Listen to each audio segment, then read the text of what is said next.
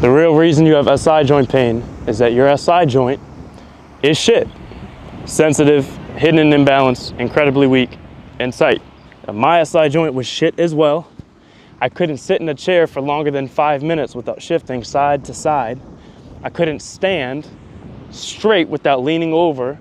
I could definitely not squat without waking up with a deep ache right in my glute. And so slowly building over the next 16 months, I had to figure out why we were misled about this entire area of the body and how we were missing training opportunities, so I could slowly build myself to where I am now, where I can squat all the way down, hold myself at the bottom where it would have wrecked me with tons of weight on my back, and wake up tomorrow just feeling the muscular activation.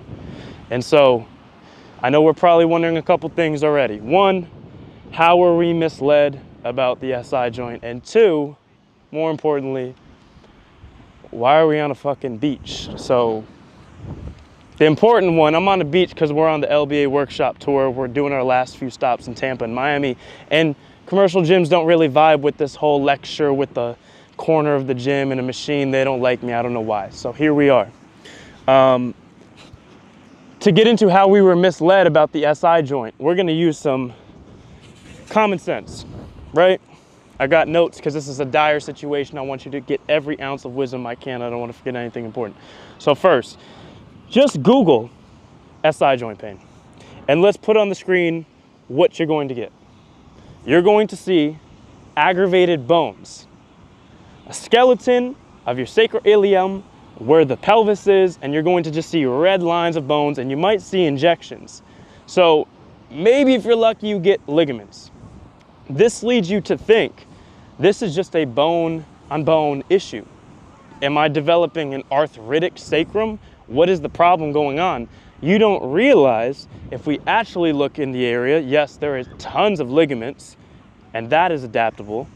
And there's also layers of muscle tissue there.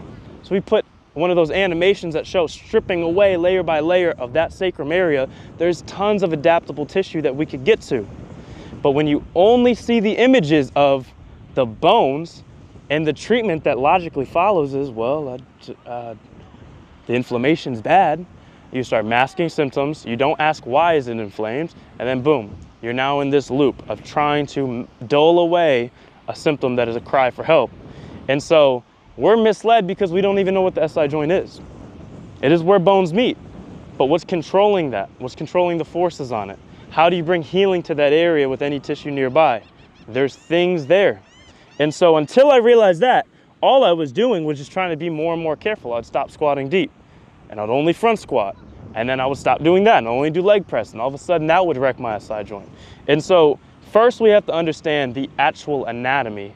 There is opportunity for healing. There is a way to get blood flow and contraction to the area.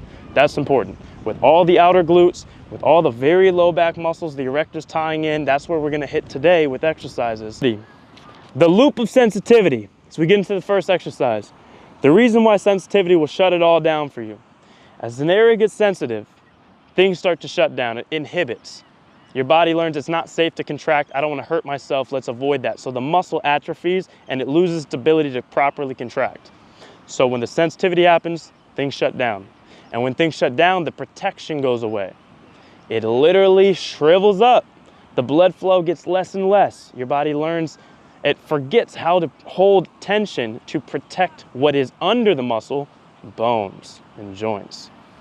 So when the muscles shut down, more stress and everything goes to what's deeper, ligaments and bones.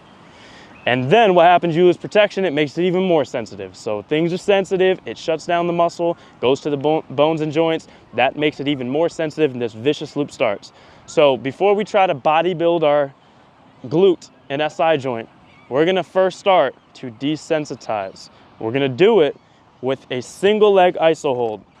If you've been on my page before, you know how I've spoken about the value of this for the spine. You will feel like this whole thing is knotted up, and you will try probably a ton of different stretches and pulling. If a tissue is sensitive and chronically tight, stretching it is just abuse. So you go through all that, start to open it up and test, can you do more? Now the odds of you getting hurt, feeling sensitive, something sitting in a chair, the ability to sit up here is gonna be easy. Your groin has opened up. Your hips are way more opened up to just be able to be tall and not be rounding into the chair. You can tolerate a little pull on there now because you built it. You could tolerate the strength of your low back holding you up because you built the single leg iso hold.